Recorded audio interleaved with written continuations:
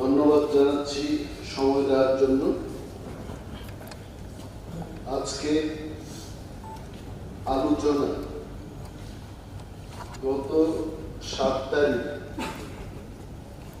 আমাদের রাজ্যের মাননীয় অর্থমন্ত্রী for the year 2023-24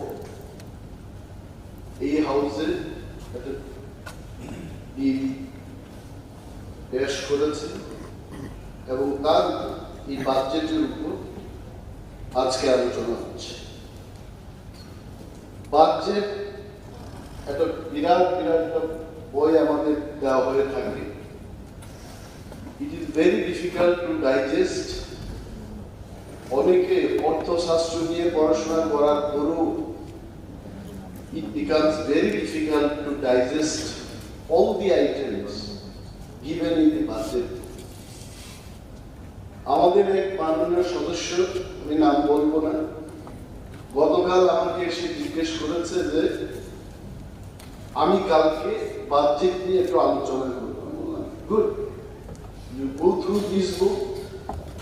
আজকে সকালবেলা এসে বলছে যে আমি বাজেটের বক্তৃতা করবো। আমি বললাম কেন? বলছে এটার শুরুটা কোথায় এবং শেষটা কোথায় নিজেই বুঝলাম।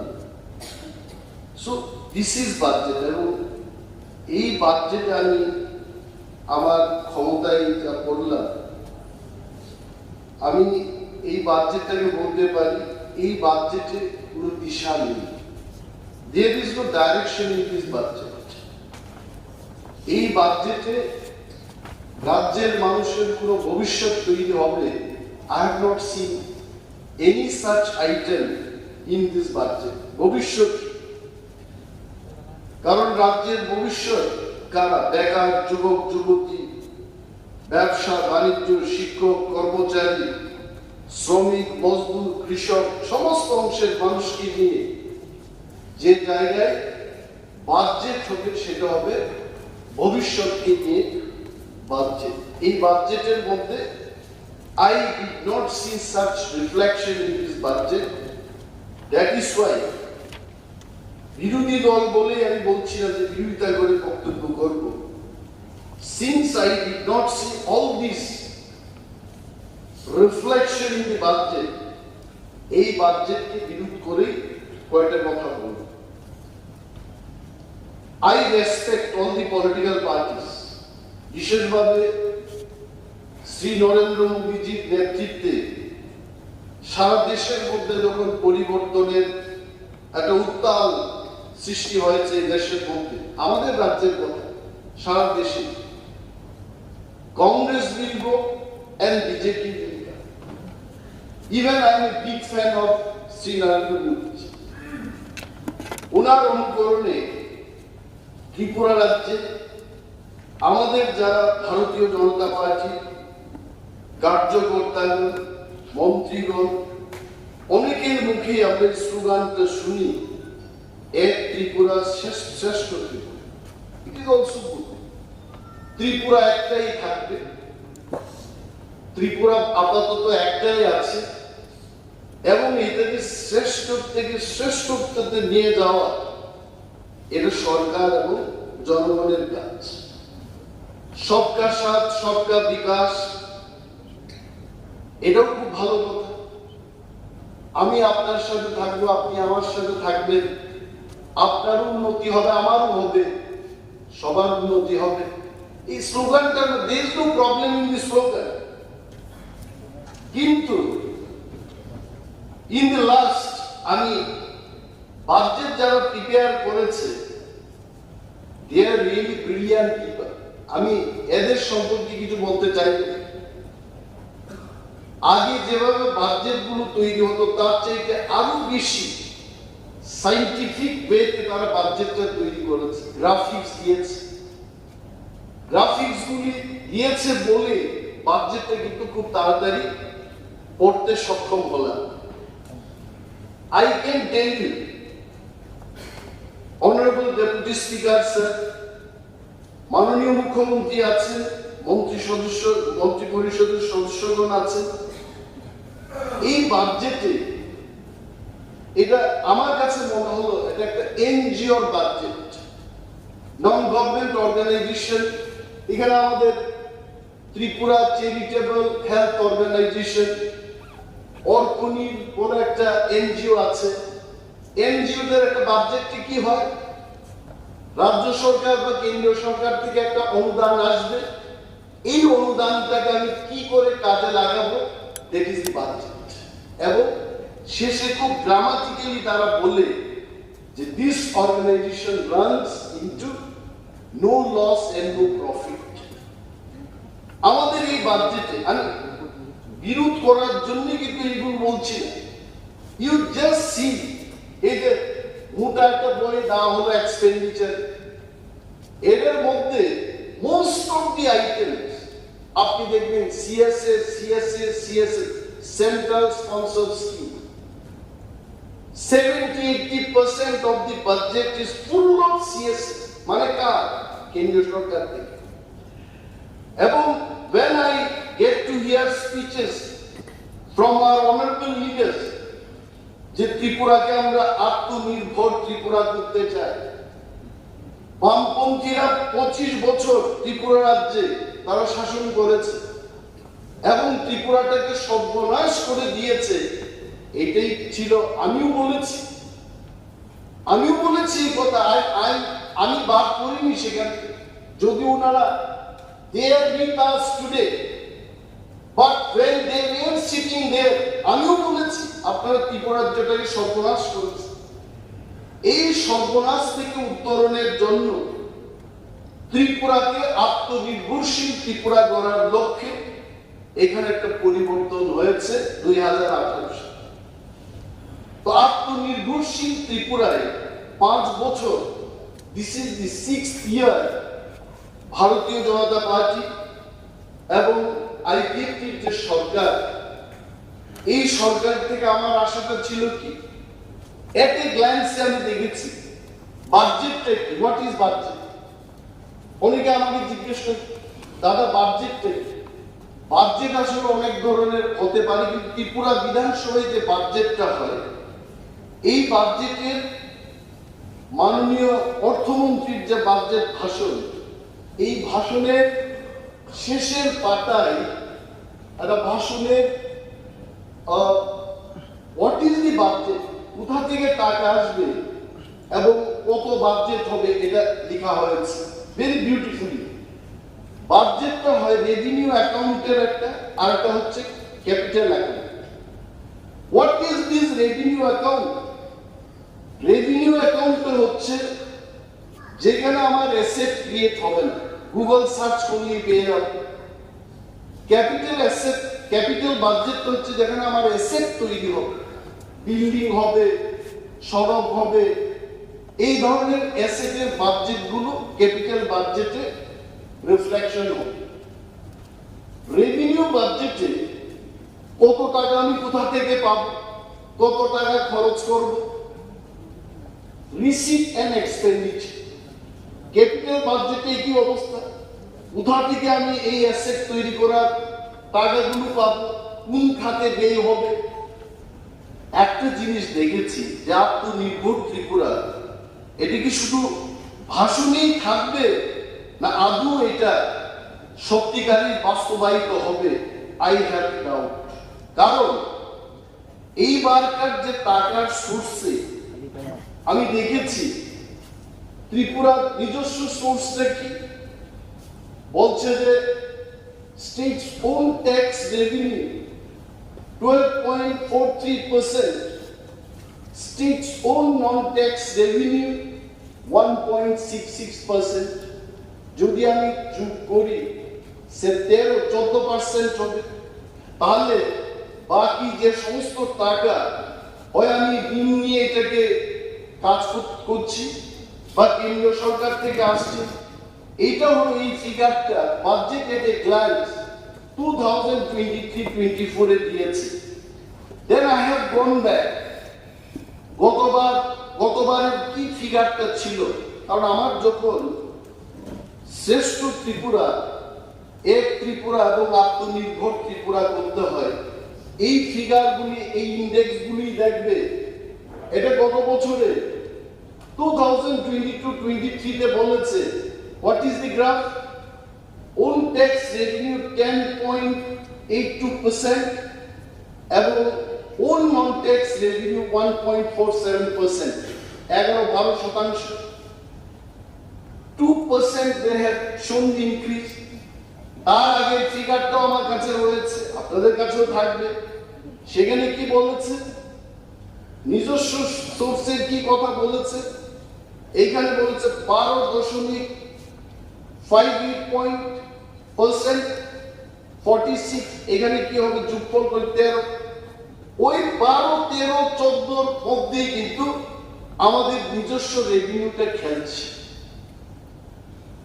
উন্নত রাজ্যগুলিতে, talk about Tamil Nadu, talk about Maharashtra, ওরা আত্মনির্ভর স্টেট, তাদের ক্ষেত্রে দেখা যায় the revenue from own sources it is more than 50-60%।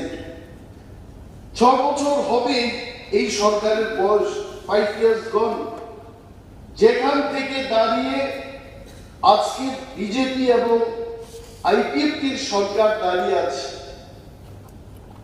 I expected যে আত্মনির্ভর ত্রিপুরায় মিনিমাম আমাদের ওন রেভিনিউ সোর্স 25-30% হবে, কিন্তু হলো না।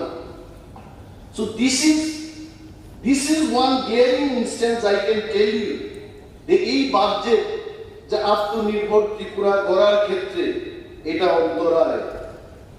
And another point, এই বাজেটের মধ্যে আপনারা দেখবেন the budget itself is having deficit of 611 crores। এই ডেফিসিট কথার অর্থ কি? What is the meaning of deficit? অর্থাৎ আমার কাছে ভাই এই টাকা নেই, তবে সংস্থান হলে আমি এই কাজ করব। In very simple language, that is called deficit। আমার খরচ করার ক্যাপাসিটি, আমার খরচ করার অ্যাকচুয়াল ক্যাপাসিটি কি হবে? বাজেট পেশ করেছেন এখানে 27,654 কোটি টাকা, কিন্তু তার মধ্যে 611 কোটি টাকা হচ্ছে এটা আমার কাছে নেই, কিন্তু আমি প্রতিশ্রুত মানুষের কাছে দিয়েছি যাবে हम ये करेंगे वो करेंगे हम सब कर देंगे, কিন্তু এই পয়সাটা কোথা থেকে আসবে? there is no mention। আরো একটা জিনিস দেখেছি এখানে, এইবারের বাজেটে ডেফিসিটটা রাখা হয়েছে ক্যাপিটাল অ্যাসেট তৈরি করার ক্ষেত্রে, capital account. It is good sign, but year 2022 এবং 23 বাজেটে সেটাও কিন্তু ঘাটতি দিয়ে বাজেটটা তৈরি করেছে। সেখানেও ঘাটতির পরিমাণ ছিল 569 crores। এই হাউসে আমি বলতে চাই this deficit was shown in revenue budget। আমার মাথায়, I am not a man of economics, I don't understand much of economics, তারপরেও বলছি রেভিনিউ বাজেট যেহেতু আমি অ্যাসেট তৈরি করব না, আমি 500 কোটি টাকার উপর ঘাটতি রেখে রেভিনিউ বাজেটটা করলাম। কারণটা কি হতে পারে?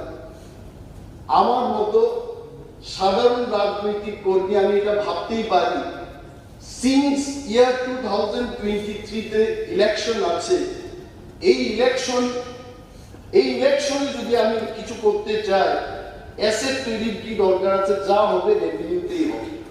This is not a good sign. Revenue বাজেটে বিশাল অঙ্কের টাকা ঘাটতি রেখে বাজেট করা, this was not the good sign of a budget.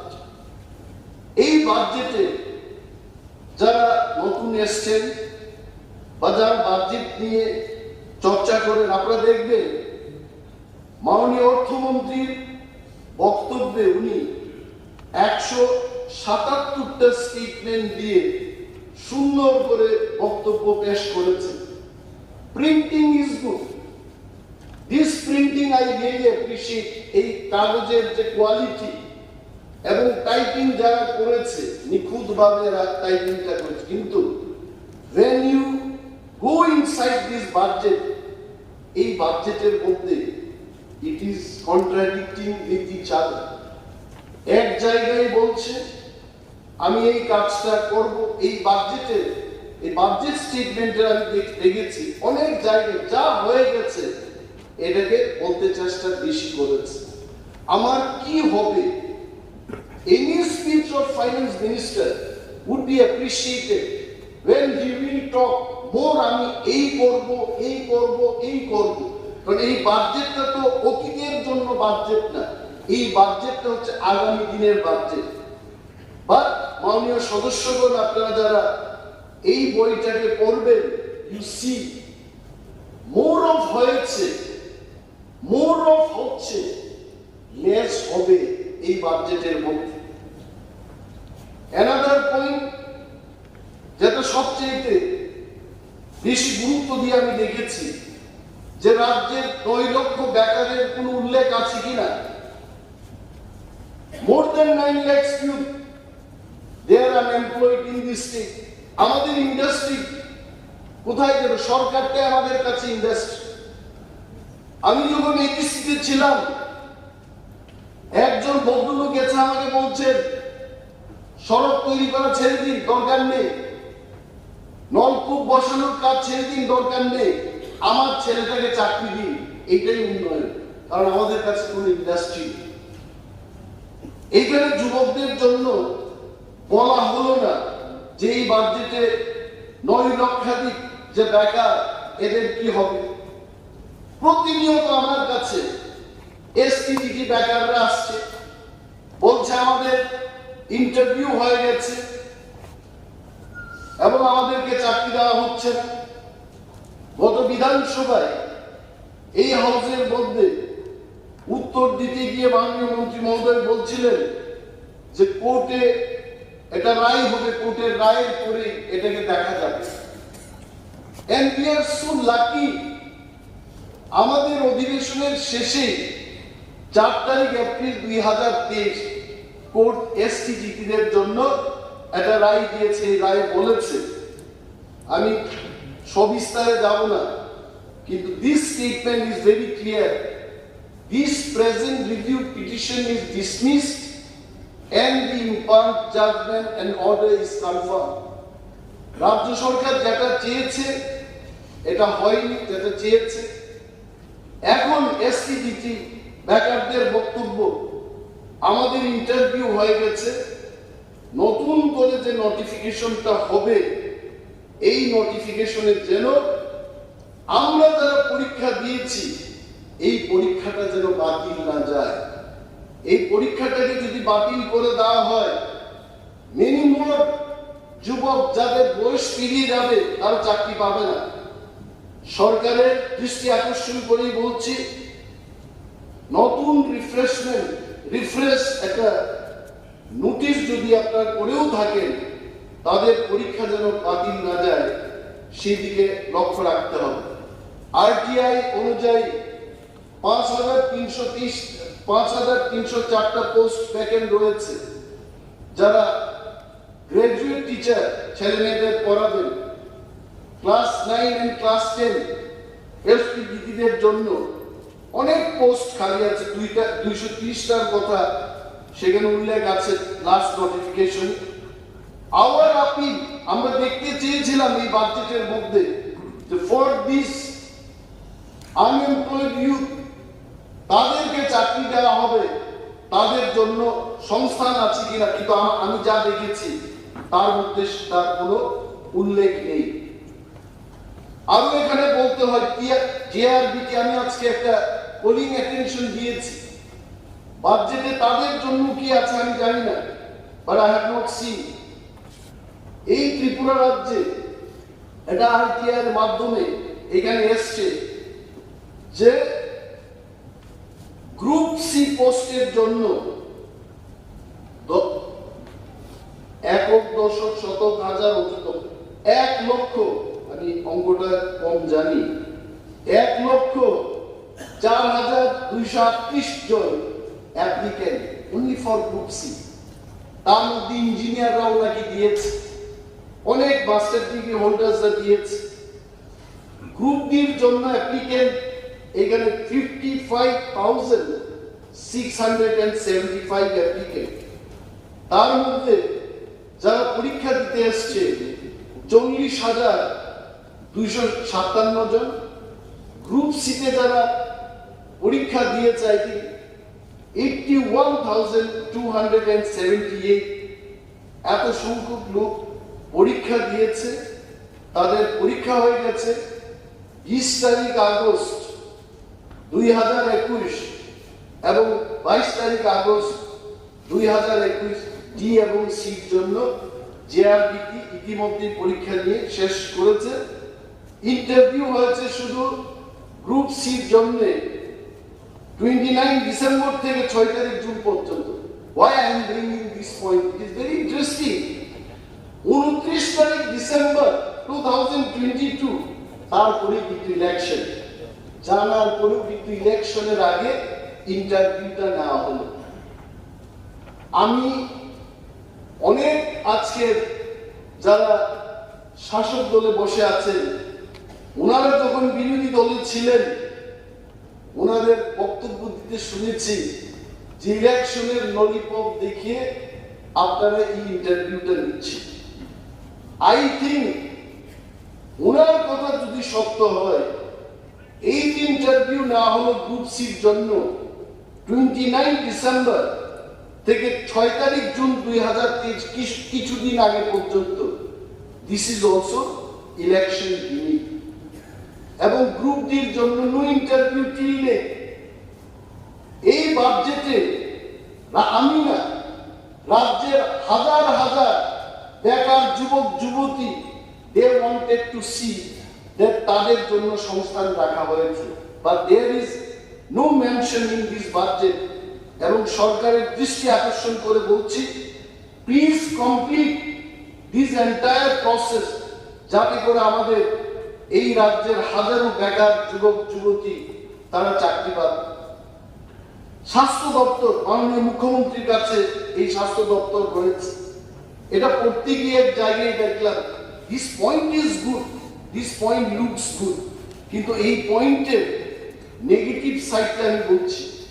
35 নম্বর স্টেটমেন্টে মাননীয় অর্থমন্ত্রী বলেছেন যে সাধারণ মানুষকে উত্তম স্বাস্থ্য পরিষেবা দেওয়ার জন্য পানিসাগর, কুমারঘাট, করবুকে 3টি কমিউনিটি স্বাস্থ্য কেন্দ্রকে মহকুমা হাসপাতালে উন্নীত করা হয়েছে। গুড। তারপরে বলেছে যে গুমতি জেলা, ধলাই জেলা এবং দক্ষিণ জেলায় ট্রমা কেয়ার সেন্টার উদ্বোধন করা হয়েছে। আই টেল ইউ, জিবির যে ট্রমা সেন্টার, সেখানেই তো আমরা ঠিক মতো পরিষেবা দিতে পারছি না। Government is unable to take care of the patients coming there. And আরো 3টি খুলে, if you are not sending good doctors there, মাননীয় মুখ্যমন্ত্রী নিজে একজন ডাক্তার, উনি বুঝবেন। If you do not give proper equipment, good doctors যদি সেখানে না যায়, এইটার পরে শুধু বাজেট আমরা বলে যে আমরা খুলেছি, I don't think this will carry good meaning. স্বাস্থ্য পরিষেবার ক্ষেত্রে বলতে গিয়ে পড়তে গিয়ে আমি দেখলাম যে আপনারা অনেক সময় বলেন, নির্বাচনেও বলেছিলেন, 2018 সালে বলেছেন, আসলে আমরা কারা, আমাদের জন্মস্থান কোথায়? অল এমএলএস, মিনিস্টার, আমাদের জন্ম হলো পলিটিক্যাল পার্টি। আমি 2বার জন্ম নিয়েছি। আমার প্রথম জন্ম এজ এন এমএলএ ওয়াজ আইএনপিটি। এইবার টিপ্রামথা থেকে আমার জন্ম হয়েছে। আপনারা যারা এখানে বসে আছেন, আপনাদেরও জন্মস্থান আছে, যে উৎপত্তি স্থল আছে। আপনারা কেউ ভারতীয় জনতা পার্টি, কেউ সিপিএম পার্টিতে জন্মগ্রহণ করেছে। অল পলিটিক্যাল পার্টি নির্বাচনের আগে প্রতিশ্রুতি দিয়ে থাকে, সরকারে এলে সেই কাজটা করবে। আমি আপনাদের নির্বাচনী প্রতিশ্রুতিতে দেখেছি যে জাতীয় স্তরের একটা হাসপাতাল করা হবে, all India institute of medical সায়েন্সের মতো একটা হাসপাতাল ত্রিপুরায় গড়া হবে। Very nice. প্রথম 5 বছর তো হলো না।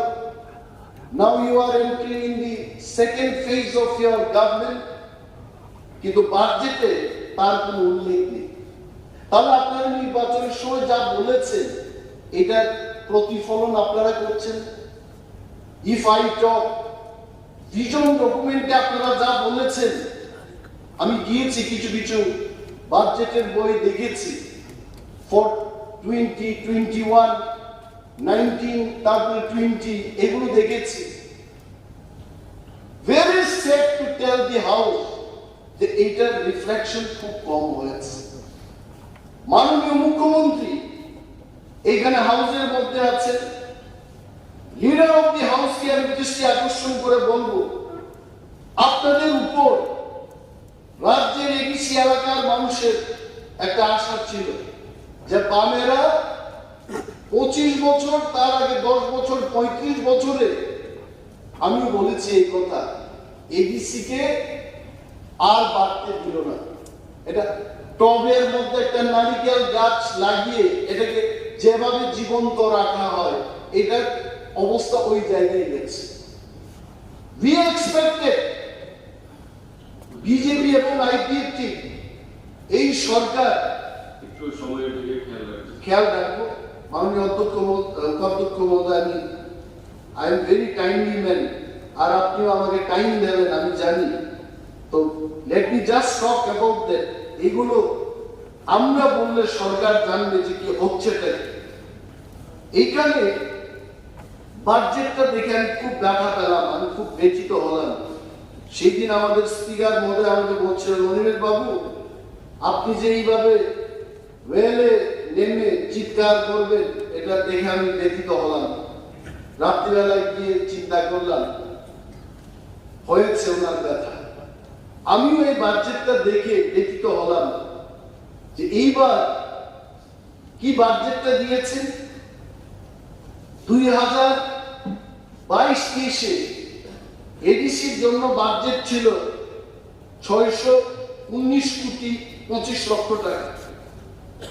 এইবার প্রফেসর ডক্টর মানিক সাহা মহোদয়ের নেতৃত্বে, সুশিক্ষিত মুখ্যমন্ত্রীর নেতৃত্বে আমরা আশা রেখেছিলাম যে এই বাজেটটা হয়তো বা 1,500 কোটি টাকার মধ্যে থাকবে।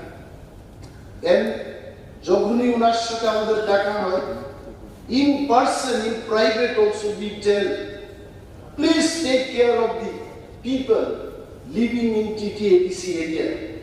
কিন্তু এইবার বাজেটটার পরিমাণ কি? 672,64,00,000 টাকা।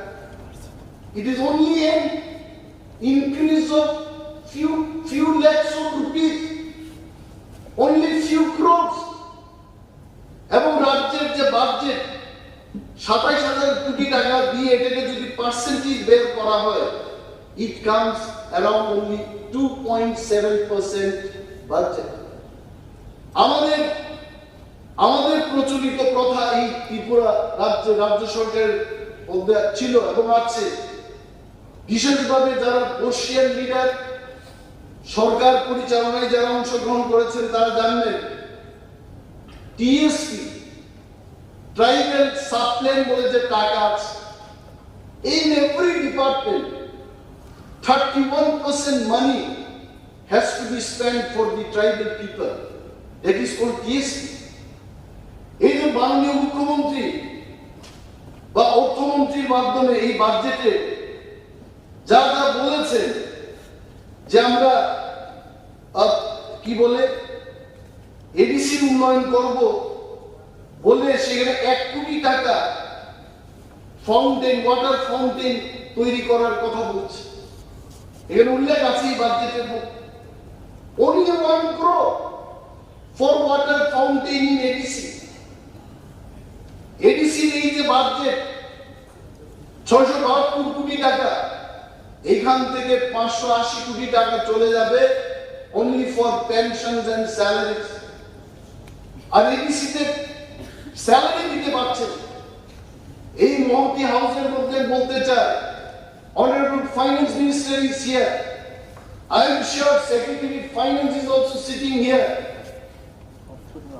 I would like to bring to your attention যেটা হবে কেন। আপনি ইউসির কারণে একটা ডেভেলপমেন্ট ফান্ডকে আটকে দিতে পারেন, but you can't stop the salary for the employees. কেন তাদের স্যালারিটা আটকানো হবে? আর এটা তো আপনাদেরই প্রতিশ্রুতি, এটা আমাদের প্রতিশ্রুতি নাই। আই ক্যান রিমাইন্ড ইউ, আপনারা আপনাদের এইবারকার নির্বাচনের যে সংকল্পপত্র, এই সংকল্পপত্রে কি লিখেছেন?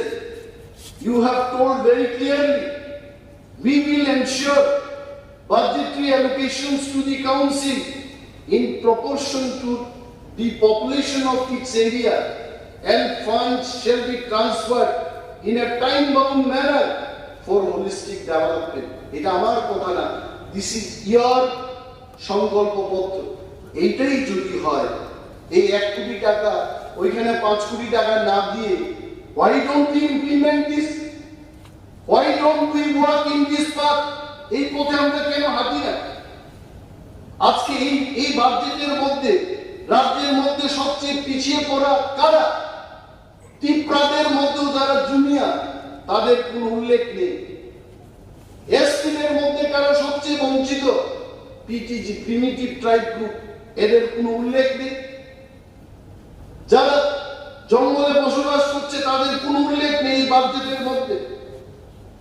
And Honorable Deputy Speaker Sir, আপনার মাধ্যমে সরকারের দৃষ্টি আকর্ষণ করে বলতে চাই, এখানে ডিডব্লিউএস সংক্রান্ত ব্যাপারে আপনারা বলেছেন যে আগের বাজেটগুলোতে আপনারা খুব সুন্দরভাবে লিখেছেন যে এত পরিবারকে জল সরবরাহ করা হবে। এইবার কিন্তু ডিডব্লিউএস আমি দেখেছি এটা বলে নাই। কি বলেছে? Sir, I think please allow me for another 5 minutes. আর অনেক বলার আছে, আমি বলছি। এখানে আপনারা বলেছেন যে 2024 সাল মার্চের মধ্যে রাজ্যের সমস্ত গ্রামীণ পরিবারকে পাইপের মাধ্যমে পানীয় জলের সংযোগ দেওয়া হবে বলে আশা করা হচ্ছে। মাই ডিয়ার স্যার, আশা আশাতেই থাকবে, এই আশা কখনো সম্পূর্ণ হবে না। Why I am telling you, যারা বিডব্লিউএস এর ইঞ্জিনিয়াররা কাজ করছে, ask them, call them and ask them, water source নেই সেখানে বিডব্লিউএস দপ্তর থেকে এই কথা বললেই কি হবে? বৈজ্ঞানিক প্রযুক্তি দিয়ে আধারুরা জাম্পুই হিলস লংতরা এলাকায় যেখানে আপনি ড্রিল করেও জল পাবে না, সেখানে কিন্তু you have to think differently. এই কথা বলে আজকেও তো মানুষ জলের জন্য এই আগরতলা শহরের মধ্যে আপনার চিনি সংলগ্ন এলাকায়, যেখানে 79 কিলা, এই সমস্ত এলাকায় আজও মানুষ জলের জন্য চিৎকার করছে। আর পাহাড়ের যে অবস্থা, এই অবস্থা দেখে এটা কি মনে হয় যে 2024 সালের মধ্যে এটা হবে? I think we have to be serious. যেখানে জলের কোনো সোর্স নেই। আজকেও আমার কথা হচ্ছিল মাননীয় পরিষদ বিষয়ক মন্ত্রীর সাথে কিছুক্ষণ আগে, আমি ওনাকে রিকোয়েস্ট করেছি, let us think differently. যেখানে জল পাওয়া যায় সেখান থেকে সোর্স করে পাম্পিং এর মাধ্যমে ওই জায়গায় কেন জল পাঠানো হবে না? Why we are wasting our money? crore কি crore টাকা এইভাবে শুধু খনন করে জলের সোর্স পাচ্ছি না, সেখানে আমরা কেন এই টাকা নষ্ট করব? তারপর আসুন, আপনাদের যেখানে এই বাজেটের মধ্যে এমন একটা জায়গায় আপনারা লিখেছেন, এই এট এ গ্লান্সের মধ্যে আমি দেখেছি যে 10 বছরে এই বাজেট যারা প্রিপেয়ার করেছে, beautifully you are prepare, again I appreciate, যে আগামী 10 বছর কারা কারা রিটায়ারমেন্টে যাবে এটার একটা তারা চিত্র দিয়ে দিয়েছে। তাহলে প্রশ্ন আসে যে এতগুলো লোক রিটায়ারমেন্টে চলে যাবে আর রিক্রুটমেন্টটা তো হচ্ছে না, দেয়ার ইজ নো রিক্রুটমেন্ট। আমি জানি না আপনারা এটা পড়েছেন কিনা, কতজন যে রিটায়ারমেন্টে চলে যাবে, 2032-33 সমস্ত ফিগার দিয়ে বলেছে যে এতজন লোক রিটায়ারমেন্টে চলে যাবে। Now most important thing is recruitment. রিক্রুটমেন্টটাই হবে না, দপ্তরগুলো কি করে চলবে, মানুষের সাথে কিভাবে কাজ হবে, বেকাররা যাবে কোথায়? এখানে কোন এক জায়গায় বাজেট ভাষণে বলেছেন যে যুবকদের জন্য স্কিল ডেভেলপমেন্ট 115 নম্বরে বিগত 5 বছরে রাজ্যে 22,000-এর বেশি সংখ্যক যুবক যুবতীকে বিভিন্ন দক্ষতা অর্জনের প্রশিক্ষণ দেওয়া হয়েছে। Please take my statement, record it. এই রাজ্যের যারা স্কিল ডেভেলপমেন্টের প্রশিক্ষণ পেয়েছে, how many of them got job? Most of them they did not get job. এই ত্রিপুরা রাজ্যে ঘোরাফেরা করছে। কারণটা কি? কারণটা হচ্ছে যারা স্কিল ডেভেলপমেন্টের ট্রেনিংটা দেবে তাদের ঠিকই উপার্জন হয়েছে, but the quality of training এটাতে এমন পর্যায়ে এই কোয়ালিটি দিয়ে বাইরের কোম্পানিগুলোতে, কর্পোরেট হাউসগুলোতে চাকরি পাওয়ার সেই স্ট্যান্ডার্ডটা তাদের নেই। সুতরাং মাননীয় ডেপুটি স্পিকার মহোদয়, আপনার মাধ্যমে দপ্তরের মন্ত্রীকে আমি দৃষ্টি আকর্ষণ করব, the quality of the skill development programme এটা যেন ভালো হয় সেদিকে নজর রাখতে হবে। রুটস এন্ড ব্রিজেস এর ক্ষেত্রে I was shocked to see this figure. 2022-23 তে আপনারা বলেছেন 150 কিলোমিটার জাতীয় সড়ক করেছে। Who has done this? State government has done জাতীয় সড়ক। এটি কি স্টেট গভর্নমেন্টের কাজ? যতগুলো জাতীয় সড়কের কাজ হচ্ছে, who's doing this? Most of the work, the fund is coming from the central government, এবং এটাকে দেখাশোনার জন্য একটা সংস্থা অলরেডি আছে, NHIDCA। এটার মধ্যেও তো আই টেল ইউ, মাননীয় সদস্যরা আছেন, মন্ত্রী মহোদয়রা আছেন, ত্রিপুরা সরকারের পিডব্লিউডি দপ্তর আছে। পিডব্লিউডি দপ্তরের মধ্যে NH বলে একটা উইং আছে। এই উইংকে যখন জিজ্ঞেস করি যে হাইওয়ে গুলোতে এত নিম্নমানের কাজ হচ্ছে, এটা আপনারা কেন দেখছেন না? তারা বলে, স্যার আমাদের তো এটা দেখাশোনার দায়িত্ব না, এটা ডাইরেক্ট দিল্লি থেকে লোকগুলো আসছে, এদের এক্সিকিউটিভ ডাইরেক্টর জিএমরা সব দেখছে, আমরা ত্রিপুরার ইঞ্জিনিয়ার, আমাদের এই কাজগুলো দেখাশোনার কোনো দায়িত্ব নেই। মাই কোয়েশ্চেন ইজ, আমি খবর নিয়েছি মণিপুর, অরুণাচল, আসামে ওইখানকার পিডব্লিউডি দপ্তর ওই কাজগুলো মনিটরিং করা। You don't do that work. Monitoring করে, কারণ তখন আমরা জনপ্রতিনিধিরাও এদের জিজ্ঞেস করতে পারি, আমাদের ইঞ্জিনিয়ারদের জিজ্ঞেস করতে পারি যে কেন এগুলো হচ্ছে না। আপনি কাকে জিজ্ঞেস করবেন? খোয়াই কমলপুর রুটের কথা আমি বলছি, হাউসে দাঁড়িয়ে হাইওয়ে তৈরির ক্ষেত্রে ব্রিক্স ব্যবহার করা যায় না, but they are using bricks. Train তৈরি করার পর স্লেট দেবে, স্লেট দিচ্ছে না, কিলোমিটার কি কিলোমিটার তৈরি হচ্ছে। কাকে জিজ্ঞেস করব? whom to ask this question? কেন আমরা আমাদের পিডব্লিউডি, NH এদেরকে দায়িত্ব দিয়ে